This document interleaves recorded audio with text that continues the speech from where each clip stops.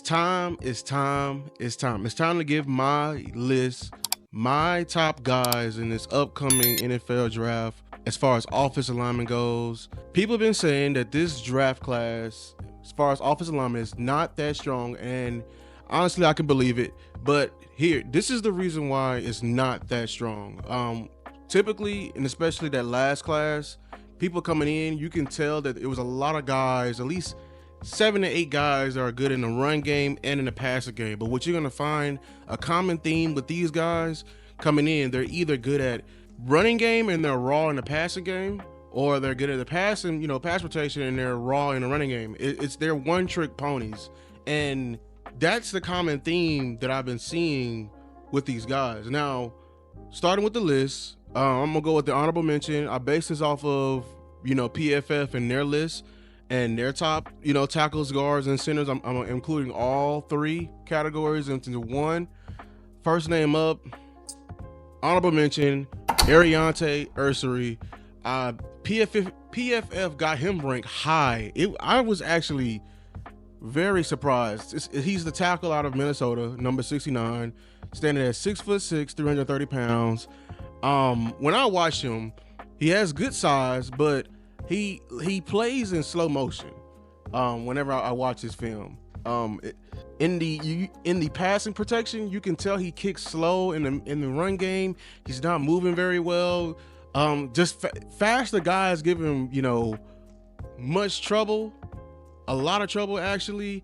The footwork is wonky in the run game. He's supposed to be, his strong suit is in the run game, but when you're standing at that height, at that weight, I'm expecting you to be mauling folks. I'm expecting you to be running over folks, uprooting. I'm not seeing any of that. Then I see he tends to be a waist bender, which means he's leaning over his his feet and shoulders and everything like that. I mean, he's liable to pulls and rips and everything like that. Like, I see too many bad qualities in him, and if I was buying stock in him, it'll definitely be stock down. And I honestly, if this was like last year's draft, like people got him going maybe 2nd or 3rd round, I would honestly have him in the 7th round. Like if I was being 100% honest. But let me go to the next guy that I have an honorable mention that did not make my list, who was in the top. Josh Connolly, tackle out of Oregon. Standing about 6'4", 315 pounds. People say like his strength is supposed to be in the pass protection game. So if your strength is supposed to be in the pass protection game, I want to see fluid footwork. I want to see hands. Or if you're not getting the hands, I want to see feet. Like we saw with Tyler Guyton last year. Something you need to be specialty is something, anchoring, etc. When I watch him, he's a hand placer. That means he always places his hands on the defender. I'm like, at this level, at the next level, you're not gonna be able to do that. Defensive ends, they're gonna knock that hand down. I don't see any strikes. I saw sneaky strength, strong in the passing, but I expect, I value translatable skills. And if you have strength in the passing game, I'm expecting for it to translate in the run game. And if it doesn't translate in the run game, something must be up. Something technique wise should be up. When I watch him, he's extremely raw. He plays big, his anchor, for you to be like I said, your pass protection should be your strength. His anchor is wonky. Like he doesn't know how to sit down on the bull rush, and like he's losing. He may win the rep, but he's still being in the lap of the quarterback. If that makes sense. Like he's just stopping them, until they get the ball out. I'm not seeing him fully, stonewall or stalemate a defender. Like it's wonky. His footwork to that is wonky. He's out of control in the run game. He's not a mover in the run game, but he got a phenomenal first kick. But after that first kick, honestly, things tend to go out of whack. He just doesn't move me as much. So he did not make my first or my top 10 when it comes to the offensive lineman. Now let's start with number 10. Number 10, I got the center from Texas, Jake Majors, number 65, stand about 6'3", 315. I thought his strength was pass pro. I really like him. He's gonna be a late round guy, but I really liked his tape. He's just steady, not too high, not too low. He's gonna do the right things. He's gonna be a hat on hat guy. He pulls well, he moves well in space. Needs to work on his leverage a bit. He could get high in the game, but for a late round pick for what he is, I think there's something you can build upon, and if you stash him correctly in the right system, maybe like redshirt him for a couple of years and let him learn behind some guys, I feel like he can really, really thrive. Jake Majors, center out of Texas. Number 9, Wyatt Millum out of West Virginia, stand about 6'6", 317 pounds. I think his strength is in the run game. Man, he's uprooting guys. I think some people have him as tackle number 3. I think that was a little too high for me, honestly, because what I see a lot of slow feet in this game. Tends to be out of position a lot. If the play is going right, like he's not getting his hat play side, pass protection wise. It seems like he's trying to get there in position, but he overkicks, oversets, or he's not kicking enough. He got good grip strength. I see the strength there. He's very powerful. Unlike Ariante Ursary out of Minnesota, like I'm seeing the 6'6", 317 pound strength. Why I have him so low, and why I don't believe he should be ranked where he is. I believe he's heavy footed at times, so like speed rushers gave him trouble. I believe it was the Penn State film I really watched. I know it's Abdul Carter, he's out of this world, he's going to be a top 5 pick in the draft, but speed rushers, he just seems to be a tad bit late, and I can tell it's his feet that's not getting there. But when he gets there and he get hands on you, hey, it's gonna be a long day. But I mean, he's not athletic. He's not very athletic for a tackle. Like I said, when you see him pull, it's not fluid. He tends to play high. That's a common theme I'm saying these linemen. I think that's mainly the reason why these linemen I'm looking at in this class, that they're raw. They play high. You're standing at 6'6", you are a big target. So I need you to get down, because when you get in the NFL, they don't care how tall you are. They will dig in your chest. Like Micah Parsons, like Myles Garrett, they don't care how tall you are. You need to be able to you're not gonna be at your strongest if you're playing, or if you don't have, and he doesn't have enough bend. Like I need to see more bend in a tall guy. Like you need to be able to match the height of these smaller defensive ends, these smaller tackles. If not, you're not going to be able to move anything. That's basic physics. Like if you're not going to get low enough, you're not going to move anything. I mean, I tend to see him get beat inside his post foot. To me, he plays left tackle, so the post foot being the right foot, he has problems with it, because all his pass rushing reps that he lost, he loses the exact same way, and it's on the inside. So that tells me he needs to vastly improve the post foot. And yeah, and sometimes he can get a bit out of control. And that's Wyatt Millum, tackle out of West Virginia. My number 8 guy, Jonah Savaile, tackle out of Arizona, number 71, 6'5", 336 pounds. This is a big human being. He plays big. Unlike, I'm gonna keep saying this, if your strength is in the run game, I need to see you uproot people. And I see him uproot everyone in his path. He's a bowling ball. 6'5", 336 he's on the heavier side on the tackle class. So I'm gonna be honest with you, if he's bigger than a guy I just mentioned out of West Virginia, He also got heavy feet as well. But I see the emphasis, and I love his attitude in the run game. Like, he's looking, to to knock somebody's skull in. I feel like on the downside, he's raw in the pass protection game. I feel like his feet can shut down in pass pro. Like, he has that problem I had when I played. Like, whenever you punch and you don't move your feet, and the defender is still moving his feet, even though you may get a good punch, you need to be able to keep the feet. In my honest opinion, when I watch him, I think he needs to transition in the NFL and play guard. But in order to do that, he needs to be able to get more bend.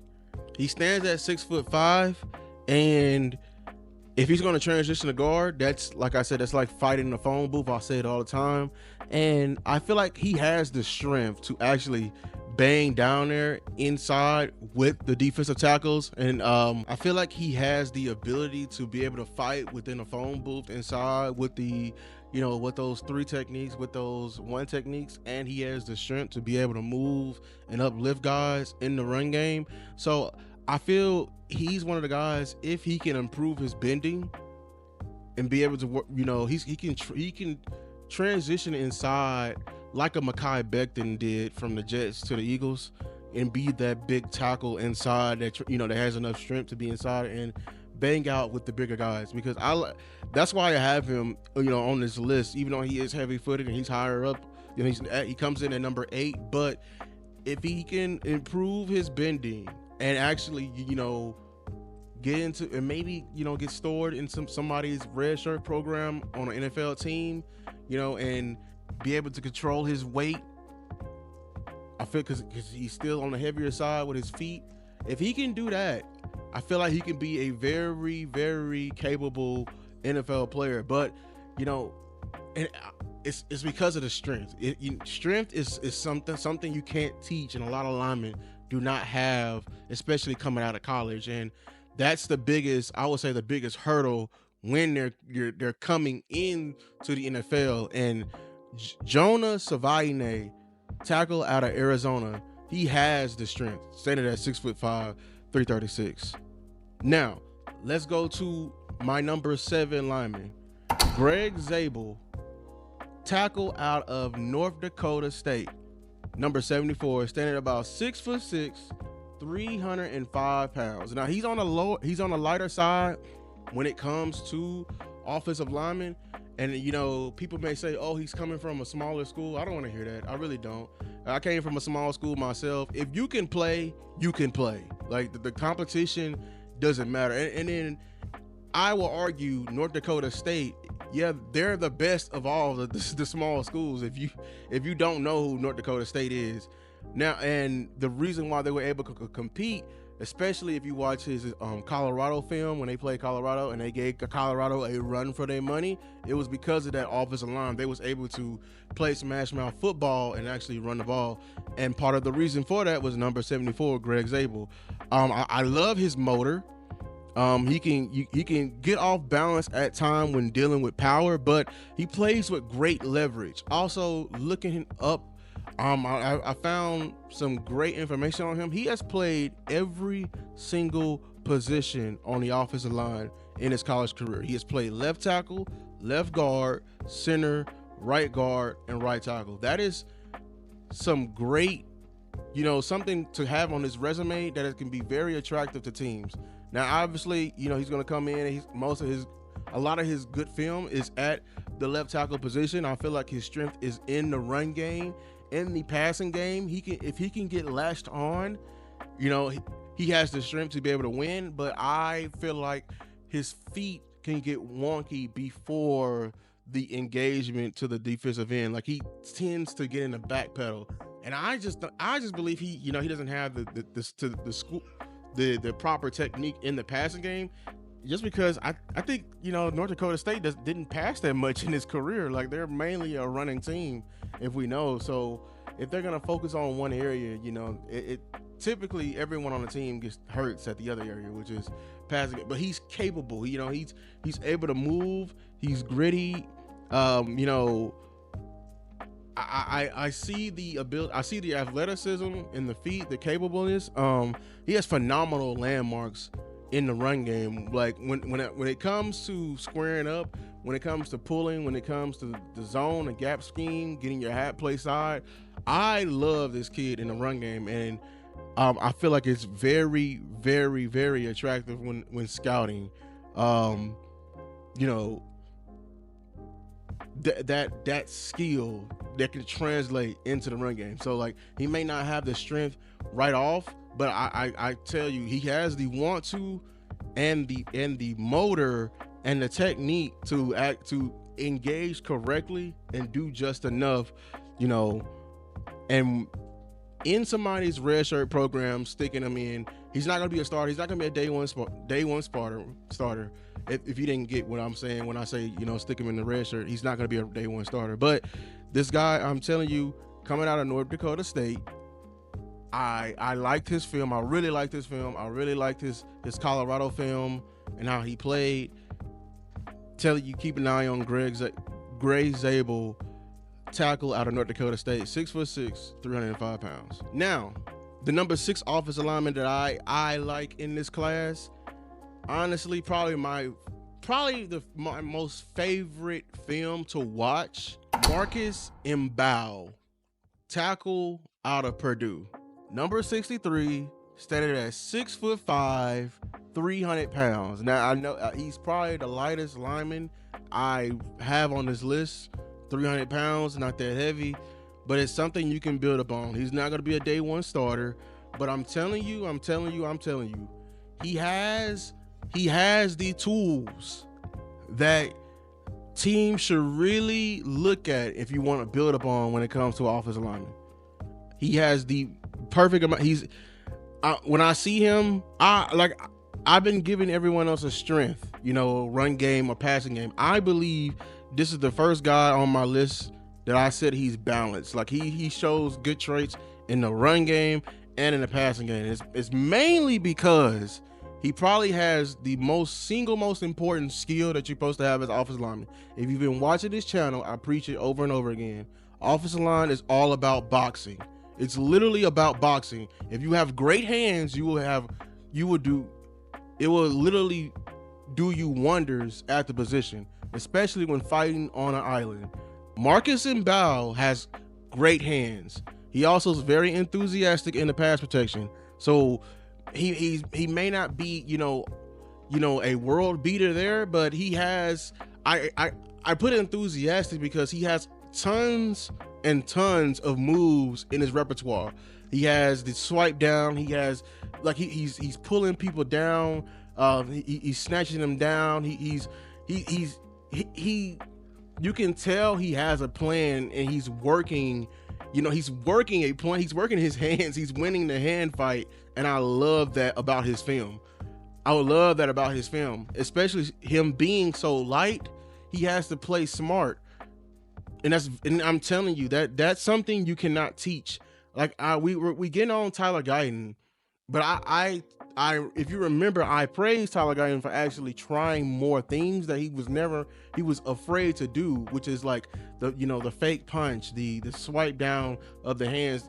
All of what I was seeing, and I was praising Tyler Guyton for, this guy is trying it in college. So he's going to already, his floor for that and the hand fighting ability, the hands, is already, done.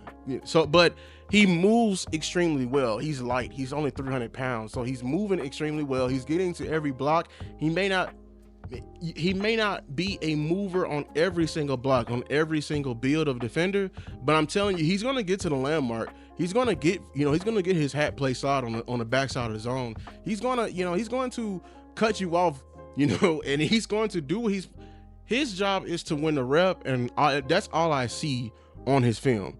He plays bigger than his measurables. He's phenomenal in space, very athletic, and he's always in great position. He may struggle with longer defenders, long being, those defenders with those abnormal wingspans and everything like that. But I feel like, he has the traits. If he can pair it along with some strength, when you stash him in your red shirt program for a team, and he adds that strength to his man body along with his hands, I feel like this is going to be a great great player. Because the hand fighting I love when I was watching his film. The hand fighting was very much impressive.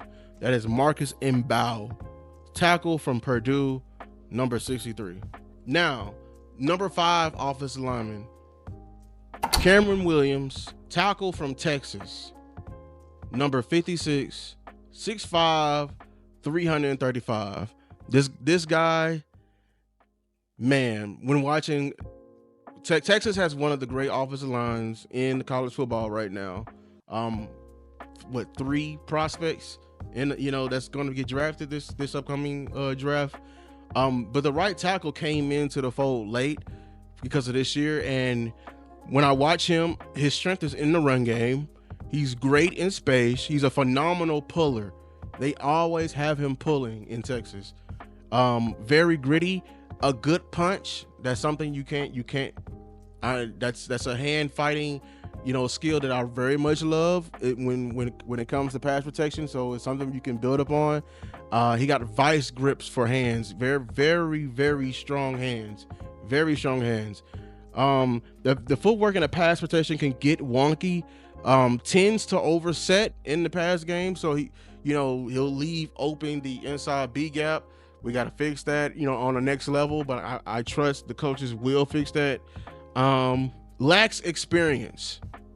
That's something to keep in mind. I believe he didn't get the start at Texas until now. Like this I believe was half of last year and this year. So there's not a lot of film to build up on, but the film he has now has gotten the pedigree to be one of the top tackles in this current NFL draft already. So just saying, there's not it's not much mileage, there's not much experience to him as a tackle. So he may be a lot raw or more raw when he goes to the next level, but I feel like he has the traits which I'm looking for, which is the hand fighting. That's because hand fighting, I'm trying to tell you, hand fighting can really save you at any level. The hand fighting and that punch, having a great punch, and just being athletic. But that is Cameron Williams out of Texas, number 56, the right tackle. Now, my number 4 tackle is going to surprise a lot of people. My number 4 tackle is Will Campbell. Yes, I know Will Campbell is consensus, probably at the top of everyone's boards when it comes to offensive linemen. But I'm gonna be honest, Will Campbell barely made my list, if I'm being honest. He barely made my top 10. But I put him in here out of respect that everyone else, is having. They see something, and I see what they're seeing. But I'm gonna be honest, he has a lot of things that I'm not. That I am putting a whole bunch of red flags on, and he does not deserve to be the number 1 offensive lineman taken in this draft. I can tell you that for a fact. But his strength is pass pro. He, as far as I would say the box ability, like being able to box with a defensive end, sure. One thing I don't like when I was watching Will Campbell, he's in a 2-point stance 100% of the time. 100% of the time. My bad, I forgot to say he's 6'6", 323 pounds. So, and like I just mentioned his height, he's 6'6", and he's always in a 2-point stance. So that when you watch him, if he already he plays high, like he plays entirely too high. So and that got him. He talked about it in one of his interviews. But when he came out there in his first start, Jared Verse got in his chest because like you playing entirely too high. I don't care how big and strong you are. You're playing too high and you're coming to the NFL.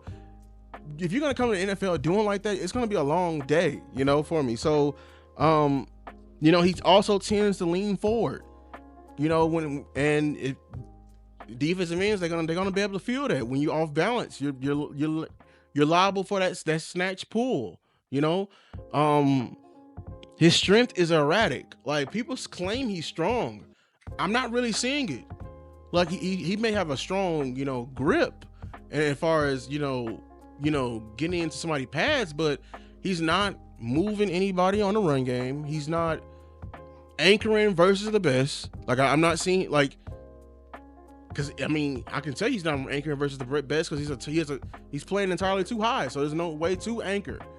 But I still have him on this list out of respect. There's something with the right coach. I feel like there's something they can build upon. I also feel like at the times he can be slow-footed, but yeah, he's not a mauler. I really dislike when I watch his film. I do not like when a tackle is playing in a 2-point stance 99% of the time. You need to put your hand in the dirt sometime. And if you're gonna play in that 2-point stance, you need to have great bend, like a phenomenal bend. But if you standing straight up like an Eiffel Tower, like that's what I see when I watch this film.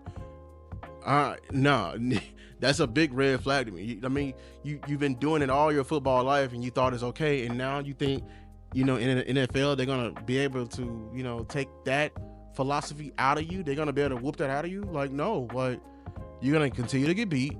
So I mean, if there's a coach out there in the NFL and you can fix it, you might have a player here. But Will Campbell, tackle out of LSU, number 66. Now, my number 3 offensive lineman, Tyler Booker. He's a guard out of Alabama, number 52, 6'5", 320 pounds. Great build, phenomenal build, like great guard film. He plays nasty, he's gritty, he plays mean. I can see him like when he's putting somebody in the dirt, he's making sure that he bat the ball down, but he caught him in the air, he pushed him on the ground and, dumped him on his head. Like he's uprooting guys in the run game. He's a mauler, which I love because his strength is to get in position. Only thing is, in the pass pro, at times he becomes a waist bender. I do not, that's a red, especially those interior defensive linemen, they'll stab you, and once they feel you're on your heel or you're on your toes, they're going to snatch. And my number 2 offensive lineman, Kelvin Banks Jr. out of Texas, number 78, great number, 6'4", 320. Yeah, a lot of people have him as their best tackle in the draft, and I wouldn't argue with you otherwise because I see it. But the guy I got number 1, the film I saw is just a tad bit better. But Kelvin Banks, when I watch him, his strength is very much so in the run game. But I promise you, in the passing game, he's not as raw as you think. What I love about him is that he has a great rebend. Like when he feels he's getting bull rush and he feels like he's going down, like he's not going down, like he feel like he's maybe losing a fight. He has the ability to re-leverage himself very well. I feel like he has a great squat, great lower body strength in my opinion, and that rebend that he does, man. He has experience. He's been starting at Texas since a freshman. He's been a starter at Texas since a freshman, a true freshman. So he has 4 years of film. And great film it is. He has great size, 6'4", 320. They may complain about his arm length. I don't care about all of that. If you can play, you can play. He's a mauler in the run game. He's running over folks. He's uprooting people. I love his footwork when it comes to, getting in a double team and working with the guard, working with the tight end. He moves well in space. There was a play that Texas had where they threw an interception, and he's one-on-one with a DB, and he makes a tackle on a DB. Now, most people are like, oh, it's just a tackle. But when you're at 300 pounds and the DB is 175, it's 200 pounds less than you, and you're moving as fast as him or you're able to catch him, that is something very impressive to look at. He tends to bend at the waist as well, so he's liable to the snatch. But I noticed this later in the games. Phenomenal motor. His hands need work though.